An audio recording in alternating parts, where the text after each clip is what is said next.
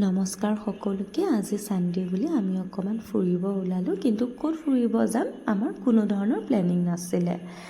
আমি বাছ গাড়ীখনত বহিলোঁ আৰু চাৰহাঁ ফালে ওলাই গ'লোঁ, কিন্তু ক'ত যাম কোনো ধৰণৰ প্লেনিং নাই।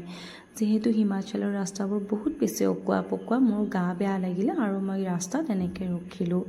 তাৰপিছত অকণমান জেগা পালোঁ আমি বহিবলৈ, পাহাৰৰ কাষতে বহুত ধুনীয়া জেগা আছিলে, তাত ৰখিলোঁ। তাৰপিছত মোৰ ভোক লাগিলে। মই ভাবিলোঁ যে ওলাই আহিছোঁ যেতিয়া হিমাচলত ট্ৰেডিশ্যনেল ফুড খোৱাটো বেষ্ট হ'ব। চ' মই ওলাই গ'লোঁ সিদ্ধু খাম বুলি। যেতিয়াৰ পৰা মই হিমাচলত আছোঁ মই ওলাই গ'লে সিদ্ধু খাওঁ। ইমান যে টেষ্টি নহয়, কেতিয়াবা আপোনালোক হিমাচল আহিলে সিদ্ধু টেষ্ট কৰিব। সঁচাকৈ আজিৰ সিদ্ধুটো বহুত টেষ্টি আছিলে। মই ঘৰৰ পৰা ওলাই যাওঁতেই ভাবিছিলোঁ যে সিদ্ধু পালে ক'ৰবাত নিশ্চয় খাম। তেনেকৈ মই সিদ্ধু প্লেট খতম কৰি আকৌ ওলাই গ'লোঁ। কিন্তু ৰাস্তাতে গৈ থাকোঁতে এইবাৰ প্লেনিং হ'ল যে আমি ফুৰচিং মহাদেৱলৈ যাম।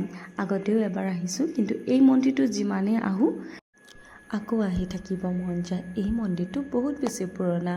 ইয়াতে কোৱা হয় যে ইয়াতে এটা শিল আছে, এই শিলটোত বহিয়ে হেনো মা পাৰ্বতী আৰু মহাদেৱ বাবাই কুৰুক্ষেত্ৰৰ যুদ্ধ চাইছিল। এই শিলটোৱে, যিটো মই আপোনালোকক জুম কৰি দেখাইছোঁ, সেই শিলটোৱে।